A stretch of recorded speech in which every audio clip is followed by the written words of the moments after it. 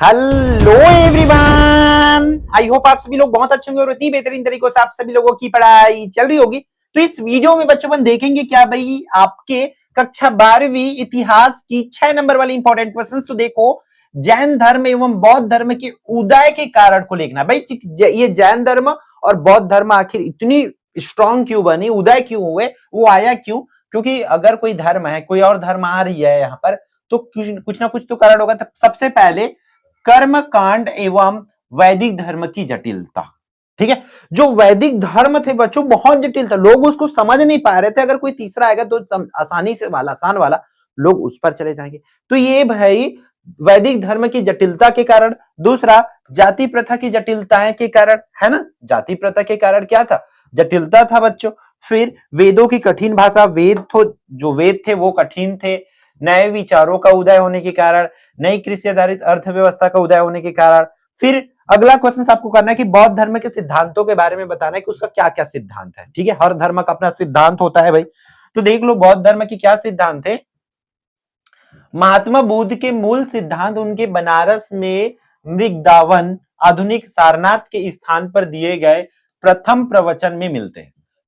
ठीक है, उसमें उनके सिद्धांतों का सार निहित है बच्चों, उसमें उनके सिद्धांतों का सार निहित है। महात्मा बुद्ध के उपदेशों का पहला सिद्धांत बच्चों 4 मुख्य है। वो क्या क्या? पहला सत्य यह है कि संसार दुखों का घर है। उनका क्या है? उनका सिद्धांत क्या? संसार जो है दुखों का घर है। फिर दूसरा सत्य यह है कि संसार के विषयों के प्रति तृष्णा दुखों का ही कारण है। फिर लालसाओं का दमन करने से दुख दूर होते हैं। फिर लालसाओं का दमन जो है अष्टांगिक मार्ग द्वारा हो सकता है, जो सच्चाई का मार्ग है। ठीक है, मध्य मार्ग में उन्होंने ये बताया, मध्य मार्ग में भाई कि संसार पूरा, संसार में दुख ही दुख है, संसार दुख का घर है बताया। फिर दुख जो किसके वजह से आता है? तृष्णा के कारण दुख आता है भाई। तृष्णा के कारण मतलब संसार के विषयों के कारण तृष्णा जो है दुखों का कारण है। फिर लालसा का अगर हम दमन कर देंगे तो दुख दूर हो जाएंगे, और लालसा तभी खत्म होगा जब हम किस पर जाएंगे बच्चों? अष्टांगिक मार्ग पर जाएंगे, तो वो जो है हमारी लालसा जो है खत्म हो सकती करके बोल रहा है। फिर सच्चाई का मार्ग क्या है, ये चीजों को बताया। फिर विनिर्माण को बताया उन्होंने इस तरीका से। फिर कर्म सिद्धांत के बारे में बताया, ईश्वर में वे अविश्वास रखते थे। यज्ञ बलि ये इन सब चीज पर क्या करते थे बच्चों? अविश्वास रखते थे। फिर अगला क्या लिखना भैया आपके? क्यों और किस तरह शासकों ने नयनार और सूफी संतों से अपने संबंध बनाने का प्रयास किया। ठीक है, क्यों और किस शासकों ने नयनार और सूफी संतों से अपने संबंध बनाने का प्रयास किया, ये क्वेश्चन पूछा जा रहा है। तो हम लोग क्या लिखेंगे भैया? तमिल क्षेत्र में 5वीं सदी ईस्वी में तमिल राजाओं ने किन लोगों ने भैया? कि तमिल राजाओं ने बौद्ध धर्म और जैन धर्म को कभी कभी संरक्षण दिया। ठीक है, 13वीं शताब्दी के राजाओं ने ब्राह्मणों को और भक्ति आंदोलन को समर्थन दिया। ठीक है, जो 5वीं सदी के लोग थे बौद्ध और जैन में को संरक्षण दिया, उसी तरह जब 13वीं शताब्दी आया तब ब्राह्मणों और भक्ति आंदोलन को समर्थन दिया। उन्होंने शिव और विष्णु के मंदिर बनवाए और उनको भूमि अनुदान में दिए। वास्तव में क्या हुआ बच्चों? आपको हिस्ट्री पता है कि चिदम्बरम, तंजौर तथा गंगईकोंडा चोलपुरम के शानदार शिव मंदिर चोल राजाओं ने बनवाए थे। ठीक है, इसी काल में शिव के कांसे की बहुत शानदार मंदिर मूर्तियां बनाई गई है। इनको बनाने वाले मूर्तिकार नयनार विचारों से प्रेरित थे। इस तरीके से आपको यहाँ पे लिखना है। ठीक, फिर अगले क्वेश्चन पर मूव ऑन करते भैया। आपके क्या है? सूफी मत की प्रमुख विशेषताओं को विस्तार से समझाना कि सूफी वालों का क्या मत था। ठीक है, देखो सूफी मत का प्रचार भारत में 11वीं शताब्दी से लेकर के कब तक हुआ भाई? दिल्ली सल्तनत के राज्यकाल के दौरान चलता रहा। ठीक है, मतलब 11वीं शताब्दी से चालू हो इसे, और कहां तक चलत रही से? दिल्ली सल्तनत तक। ठीक है, 11वीं शताब्दी से चालू होकर के दिल्ली सल्तनत तक चलत रही से राज्यकाल के दौरान चलता रहा। फिर वास्तव में बच्चों धार्मिक और राजनीतिक संस्था की बढ़ती खिलाफत के साथ कुछ आध्यात्मिक लोगों के रहस्यवाद वैराग्य की तरफ झुकाव बढ़ा। इन्हीं सूफी कहा, और उन्हें क्या कहने लग गया? सूफी कहे जाने लग गया।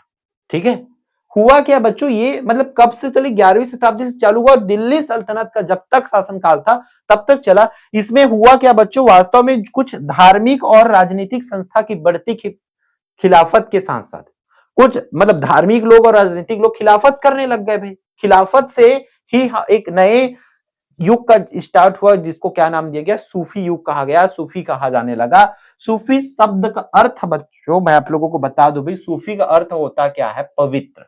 सूफी का अर्थ क्या है, पवित्र होता है। तो सूफी मत ईश्वर तथा जीवन की समस्याओं के प्रति मस्तिष्क और हृदय की भावना और वह कट्टरता धर्मांधता की भावना से दूर मानव मानव की समानता, ईश्वर के प्रति पूर्ण समर्पण की भावना पर बल देती है। ठीक है, सूफी का मत के अनुसार हर एक मानव भाई समान है और ईश्वर के प्रति पूर्ण समर्पण को क्या देता है, बल देता है। इस तरीके से आपको यहाँ पे लिखना है। अब सूफी मत की प्रमुख विशेषताएं भाई लिखने के लिए बोला गया है, तो हम लोग लिखेंगे ईश्वर एक है ना। सूफी लोग क्या बोलते थे, ईश्वर एक ही है, ईश्वर एक ही है, वही इस सृष्टि का कर्ता धर्ता है, वह सब में है और सब उनमें है करके। ठीक है, सूफी मत क्या बोलते थे भाई कि ईश्वर तो भाई इस दुनिया में, इस ब्रह्मांड में कोई एक है और वो हर किसी में वो ईश्वर है और हर उसमें ईश्वर है, ये उन्होंने बोले भाई। फिर उसी से पैदा होते हैं और अंत में उसी में मिल जाते हैं, समा जाते हैं। ये पॉइंट्स बच्चों सूफी संत का बहुत लाजवाब है, अच्छे से इसको याद रखना। ठीक है, फिर सभी धर्मों का लक्ष्य एक ही है, सभी धर्म मानव को अच्छी शिक्षा देते हैं, है ना। मार्ग भले ही अलग अलग हो पर मंजिल सभी धर्मों का एक ही होता है, परम ईश्वर की प्राप्ति। उन्होंने क्या बताया, सभी ईश्वर एक है बोल दिए, मतलब इस दुनिया में एक ही ईश्वर है। उन्होंने बोले कि सभी धर्म समान होते, सभी धर्म अपनों को आगे बढ़ाना चाहते, सभी धर्म अपनों को शिक्षित करना चाहते, भले मार्ग अलग अलग हो, अंत में वो किसी एक से मिलना चाहते, अपने भगवान से, अपने प्रभु से, वो प्रभु ही एक है, ये बोलना चाहते। फिर ईश्वर को पाने के लिए मनुष्य मात्र से प्रेम करना जरूरी है ना। सब मनुष्य समान है, ना कोई छोटा ना कोई बड़ा है, सभी ईश्वर की ही संतान है। जो ये बोल रहा है, ईश्वर को पाने के लिए भाई मनुष्य से प्रेम करना होगा और हर एक मनुष्य को समान मानना होगा, किसी को छोटा या बड़ा अपन नहीं मान सकते। इस तरीके से यहाँ पे आपको लिखना है। फिर सूफी मत की एक प्रमुख विशेषता सादगी पूर्ण जीवन प्रणाली से भी है ना। सूफी मत वाले बोलते हैं कि जीवन जो जियो भाई सादगी पूर्ण हो, है ना, एकदम सादा और पवित्र जीवन जीने पर बल देते हैं। इस तरीके से आपको यहाँ पे लिखना है। फिर और भी चीजें भाई यहाँ पे पढ़ सकते हो आप लोग पूरे क्वेश्चंस को। ठीक है बच्चों, फिर अगला उन साक्ष्यों के बारे में चर्चा कीजिए जिनसे पता चलता है कि विद्रोही योजनाबद्ध और समन्वित ढंग से काम कर रहे थे। ठीक है, तो यहां पर देख लो, विभिन्न छावनियों की सिपाहियों के बीच उत्तम संचार व्यवस्था थी। ठीक है भाई, जितने भी छावनी बने हुए थे, सब जो सिपाही थे वो संचार व्यवस्था से जुड़े हुए थे, बोल रहे थे, एक दूसरे से बात हो रही थी। फिर संदेह वाहकों और सिपाहियों के माध्यम से नई नई योजनाओं और कार्यशैलियों का विस्तार दूर दूर तक हो रहा था। फिर छावनी एक दूसरे की सलाह से कार्य कर रहे थे, इसको लिखना है।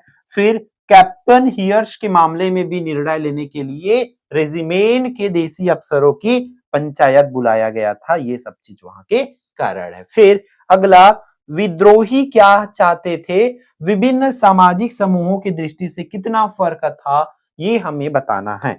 तो देख लो बच्चों, यहाँ पे क्या लिखना है भैया आपका कि अरे हो क्या गया, हाँ यहाँ पे लिखना है इस तरीके से कि 1857 का विद्रोह एक ऐसा विद्रोह था जिससे कंपनी की नींव को हिलाकर रख दिया था। ठीक है, 1857 में बच्चों जो विद्रोह हुआ था वो क्या कि कंपनी मतलब ईस्ट इंडिया कंपनी के बारे में बोला था ना, तो ओला हिला के रख दिया। फिर विद्रोह की शुरुआत से तो सैनिक विद्रोह के रूप में हुई थी, है ना, विद्रोह की शुरुआत तो सैनिक विद्रोह के रूप में हुआ, लेकिन धीरे धीरे धीरे धीरे वो क्या हो गया, एक राष्ट्रीय विद्रोह बन गया था। कौन सा विद्रोह भाई, 1857 की विद्रोह आप लोग को पता है, एक सैनिक मात्र विरोध से चालू हुआ था, एक सैनिक का विरोध करने के लिए हुआ था, लेकिन वो धीरे धीरे धीरे धीरे धीरे क्या बनते चला गया, राष्ट्रीय विद्रोह बनते चला गया। फिर समाज के सभी वर्ग इनसे क्या होने लग गया बच्चों, समाज अब भाई राष्ट्रीय बड़ा हो रहा है।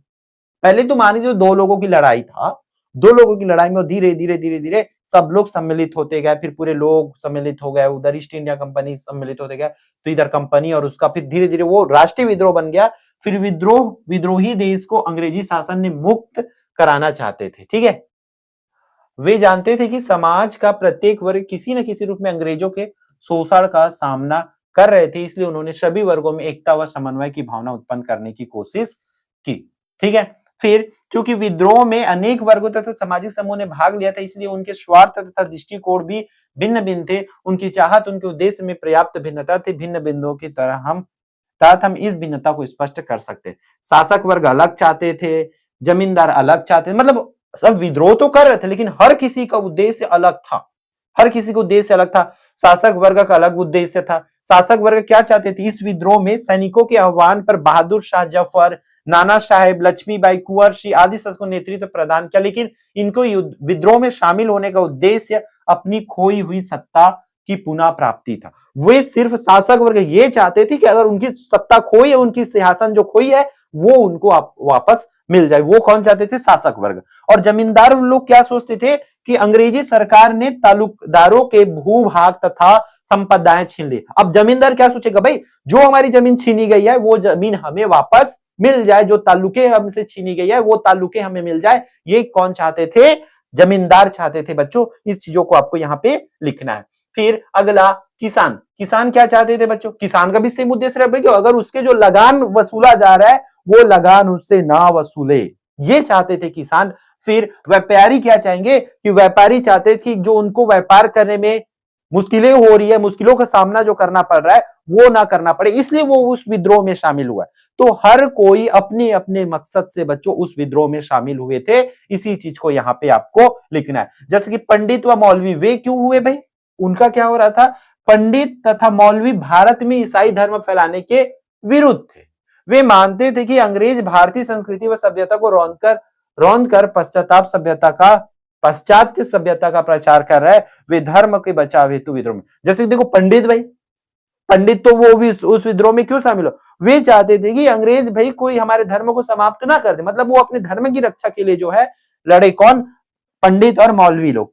फिर अगला क्वेश्चन पर आगे बढ़ते हैं। क्या है क्वेश्चन? कि बौद्ध धर्म के पतन के क्या कारण थे? आखिर बौद्ध धर्म भाई इतनी बड़ी धर्म है, बौद्ध धर्म, जैन धर्म, उसमें से बौद्ध धर्म के भी आपको पतन के कारण पता होना चाहिए, और जैन धर्म के। जैन और बौद्ध धर्म क्यों आए ये तो हमने देख ली थी स्टार्टिंग में। जैन धर्म और बौद्ध धर्म के उदय के कारण करके देखे थे ना। अब उसके वो आने के कारण है, तो जाने की भी कारण आपको भैया पता होनी चाहिए। तो देख लो 6वीं शताब्दी ईस्वी में होकर हुआ क्या बच्चों? गुप्त काल तक का उन्नतिशील बौद्ध धर्म में गुप्त काल के पश्चात पतन के लक्षण दृष्टिगोचर होने लगे, जिसके कारण निम्नलिखित है। मतलब 6वीं शताब्दी से लेकर के गुप्त काल तक प्यारे बच्चों हमारा कौन सा धर्म चला? ये जो है बौद्ध धर्म चला। उसके बाद उसकी पतन जो है प्रारंभ हो गई, तो उसके कारण निम्नलिखित है। तो इन कारणों को भैया आप लोगों को लिखना है। देख लो, बौद्ध धर्म के स्वरूप में परिवर्तन। ठीक है, बौद्ध धर्म के स्वरूप में बदल गए। भाई आप किसी चीज को बोलोगे ये ऐसा रहेगा करके, फिर उसको बदलोगे तो जाहिर सी बात है लोग उससे हटेंगे दूर, है ना। तो देख लो कालांतर में बौद्ध धर्म में जटिलताएं आ गई बच्चों। बौद्धों ने कुछ हिंदू देवी देवताओं को भी अपने धर्म के स्थान देना प्रारंभ कर दिए। वज्रयान संप्रदाय ने जादू टोना को बढ़ावा दिया। इस प्रकार मूल स्वरूप में आए उक्त परिवर्तन पतन का कारण है। पहला कारण आप लोग लिखोगे उनके धर्म के स्वरूप में परिवर्तन, अर्थात कुछ लोगों ने क्या किया? हिंदू जो देवी देवता थे उसको मानने लग गए, जादू टोना को मानने लग गए थे, जिसके कारण पतन के प्रमुख कारण है, जिसके कारण लोग जो है बौद्ध धर्म से बाहर आने लग गए। फिर संघ में भ्रष्टाचार, कुछ लोग जो है बेईमानी भ्रष्टाचार करने लग गए थे, है ना। फिर हिंदू धर्म में सुधार, हिंदू धर्म में भी पहले बहुत सारा क्या थी? विडंबनाएं थी बच्चों, विविध अलग अलग कुरीतियां थी, वो दूर होने लग गए। तो उसमें अब हिंदू धर्म भी अच्छा होने लग गए थे, इसलिए लोग हिंदू धर्म शामिल होना चालू कर दिए थे। फिर विभाजन, विभाजन कैसे हुआ बच्चों? गौतम बुद्ध के पश्चात बौद्ध धर्म में निरंतर विभाजन होते गए। महासंघिक, थेरवाद, हीनयान, महायान, वज्रयान आदि संप्रदायों की स्थापना से बौद्ध धर्म के मूल सिद्धांत का लगभग भुला ही गया था। मतलब जो बौद्ध धर्म है अलग अलग टुकड़ों में बंटना चालू हो गए थे। इस तरीके से बच्चों इसको लिखना है। फिर स्तूप क्या है? इसकी बनावट का विवरण आप लोगों को लिखना है। तो स्तूप का अर्थ देख लेते भाई। तो स्तूप का अर्थ क्या लिखना है? स्तूप जो है बच्चों, स्तूप इसका अर्थ क्या होते हैं? ढेर होता है। स्तूप का अर्थ क्या होता है भाई? ढेर होता है। इसको आपको लिखना है। यह एक गोल टीले के बच्चों, गोल टीले के भाई क्या है? आकार की संरचना है, जिसका प्रयोग जो है पवित्र अवशेषों को रखने के लिए माना जाता है कभी यह बौद्ध प्रार्थना स्थल होते थे स्तूप जो है। फिर स्तूप के प्रमुख भाग में यष्टि है, वेदिका है, अंड है, इन सब चीजों को बच्चों आप लोगों को लिखना है। हरिमिका, मेथी है ना, इसको मेधी। फिर अगला भक्ति आंदोलन के उदय के प्रमुख कारण, जो भक्ति आंदोलन है वो आखिर आया क्यों, तो उसके बारे में यहां पर देख लेते हैं थोड़ा सा समझते हुए, है ना। मध्य काल में भक्ति आंदोलन के उदय के प्रमुख कारण कौन कौन से बच्चों, इसको लिखना है। पहला पहला लिखेंगे, इस काल में हिंदू धर्म में अनेक दोष आ चुके थे। भक्ति आंदोलन आए क्यों, मतलब इस समय अगर बात करें मध्यकाल की बात करें, जब मध्यकाल में बच्चों जो हिंदू धर्म थे उस धर्म में अनेक दोष आने लग गए थे। वास्तविक सिद्धांतों का स्थान खोखले अंधविश्वासों एवं आडंबरों ने ले लिया था। ऊंच नीच और छुआछूत की भावनाएं बलवती थी।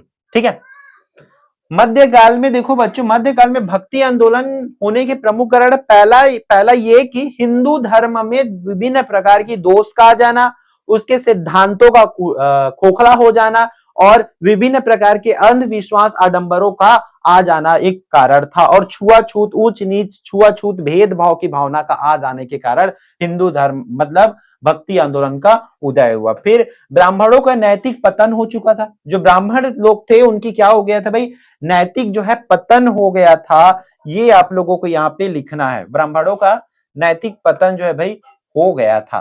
फिर वे निर्दोष जन सामान्य लोगों का शोषण करने लगे थे। और क्या करने लगे थे, वे निर्दोष जन सामान्य लोगों का क्या करते थे, शोषण करते थे। उसका नैतिक पतन होने के कारण वे क्या करते थे, लोगों का शोषण करते थे, इस कारण है। फिर शंकराचार्य का अद्वैत दर्शन का जन सामान्य की समझ से परे था, अतः जन सामान्य को हिंदू धर्म की ओर आकर्षित करने तथा उसे जन जीवन के एक सक्रिय और स्फूर्तिवार अंग बनाने के लिए भक्ति को अधिक महत्व दिया जाने आवश्यक हो गया था। फिर कुछ इतिहासकारों के अनुसार भारत में इस्लाम के बढ़ते हुए खतरे ने भी, इस्लाम के जो बढ़ते हुए खतरा ने भी क्या किया, भक्ति आंदोलन के उदय में महत्वपूर्ण जो है योगदान दिया। फिर सूफी संतों के प्रभाव से भी भक्ति आंदोलन के विकास में महत्वपूर्ण योगदान दिया। इस तरीके से बच्चों आप लोगों को 4 से 5 पॉइंट आप लोगों को याद रखना है, वो भी तगड़े तगड़े वाला। फिर सूफी मत के मुख्य धार्मिक विश्वासों और आचारों की व्याख्या करना है कि उनकी धार्मिक विचार क्या है, विश्वास क्या है, इसको करना है। तो पहले देखो, सूफी संतों ने मुसलमानों में प्रचलित अंधविश्वासों तथा रीति रिवाजों का भरपूर खंडन किया।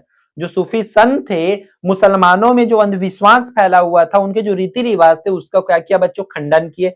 फिर उनका यह विश्वास था कि ईश्वर एक है। वे अपने अनुयायियों को, वो सूफी संत लोग तो पहले ही देख चुके, सूफी संत मानते कि ईश्वर एक है, हर आदमी में ईश्वर है और हर आदमी ईश्वर है, ये बोला जाता था उन लोग।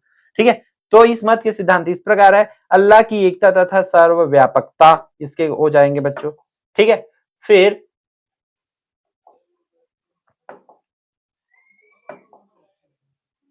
सांसारिक सुखों का त्याग, अहिंसा तथा शांतिवाद में विश्वास, मानवता से प्रेम, ये सब चीज बच्चों आप लोगों का कारण जो है होते जाएगा।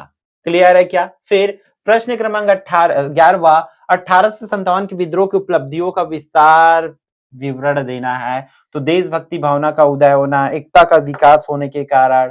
ठीक है, फिर धार्मिक हस्तक्षेप की समाप्ति, भारतीय संस्कृति के लिए उच्च पदों की व्यवस्था किए, है ना, गोद प्रथा की अनुमति, फिर भारतीय नरेशों का राहत, इस तरीके से। फिर 1857 के विद्रोह की असफलता के कारण को लिखना है कि 1857 के विद्रोह असफल क्यों हुए। तो देख लो, विद्रोह एक क्षेत्र विशेष तक सीमित था बच्चों, है ना, मतलब एक क्षेत्र के लोग ही लड़ रहे थे। भारतीय राजाओं द्वारा अंग्रेजों की सहायता कर दी, कुछ भारतीय राजाओं ने क्या किया, अंग्रेजों की सहायता कर दिए। पर्याप्त और आधुनिक युद्ध सामग्री का अभाव था, इस कारण वो जो है पतन हुए। अन्य कारण में भी लिख सकते हो फिर उस सब चीजों को। क्लियर है। फिर बौद्ध धर्म का भारतीय संस्कृति पर क्या प्रभाव पड़ा, तो इसको आप लोगों को लिखना है। ठीक है, इस तरीके से। ठीक है बच्चों, तो भाई पूरे क्वेश्चंस आपके लिए यहाँ पे है, ऑल क्वेश्चंस है। तो पूरे क्वेश्चंस आप कहां से देख सकते हैं, हमारे ऐप से बच्चों देख सकते हैं, क्योंकि टाइम की कमी की वजह से मैं इस वीडियो में यहीं तक आपको बता पाऊंगा। बाकी और भी क्वेश्चंस इस पर है पीडीएफ पर, और पीडीएफ मैं ऐप में डाल दूंगा, वहां से आप लोग इसको जरूर डाउनलोड करके रिविजन जो है कर लेंगे। ठीक है भैया, तो मिलते हैं आने वाले इंपॉर्टेंट वीडियो में। जय जोहार, जय छत्तीसगढ़, ऑल द बेस्ट।